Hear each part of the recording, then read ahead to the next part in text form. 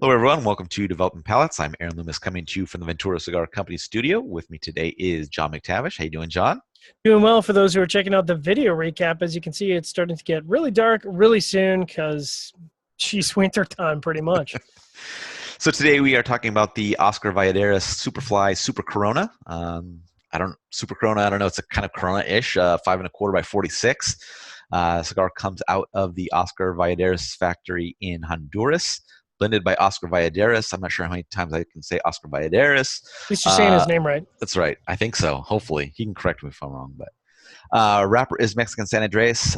Binder is from Honduras. The filler is from Honduras, Nicaragua, and the Dominican Republic. Price point is $9, and the cigar is released in July of 2019. So, John, how about you take us through your overall experience with this cigar?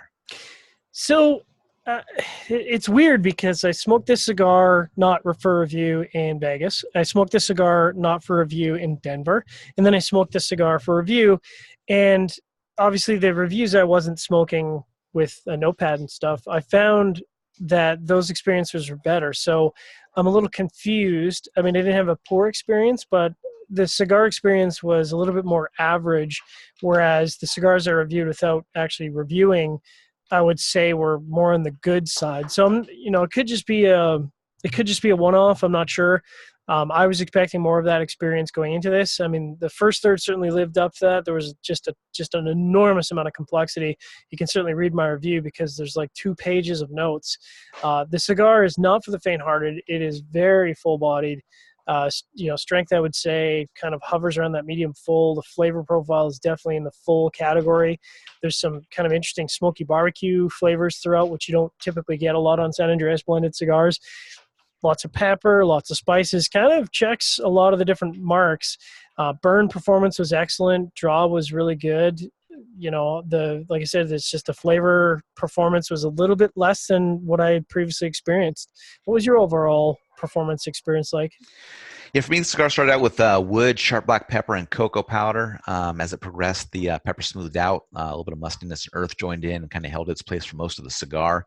The final third was hit with like an acrid bitterness that was causing things to finish on a fairly low note. Construction was absolutely perfect. I was pretty interested to smoke this cigar. But it never really got off the ground for me. Flavor profile was pretty average, and the flavors were kind of muddled at times. Final third was a bit of a disappointment from an already average experience, so kind of finishes on that down note. Just not a good way to wrap things up. But I might be interested in trying another Vitola to see if it provides a better experience. Like you said, I mean, I smoked this at the trade show and in Colorado as well, and I thought it was a pretty good cigar at those points. This just didn't kind of happen here in the review process, but probably not something I can really recommend at this moment. So that's the only down part of that, I guess. Getting the scores, Seth was on this review. He wasn't able to join us, but he's the high score at 6.57.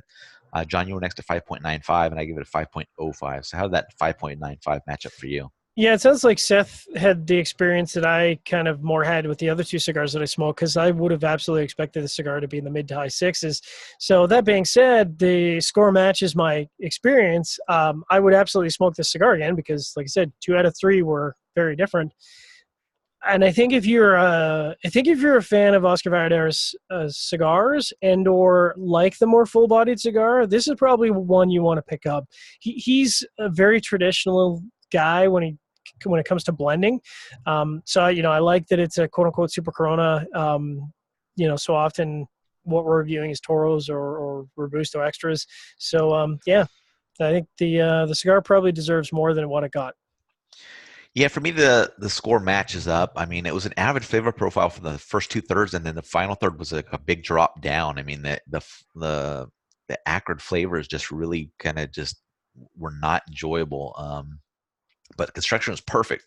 So kind of this weird balance of kind of how the score worked out. But that's what it is, and that's I think it matches up well. I will say that I really dig the color combination on the bands for this cigar. That Oh yeah. that purple and gold stuff really works, especially with the dark wrapper on this cigar. It just really, looks really nice. I mean, for the name, the color combination is perfect. You Yeah. know, it's got that whole black exploitation, or however you want to say it, kind of theme to it. So it was pretty cool. I dug it. So that's Yeah, a I nice think I that's a think nice he point. won't. I think he won't have a problem moving these. I think these will almost move themselves at retail. So Yep, yeah, exactly.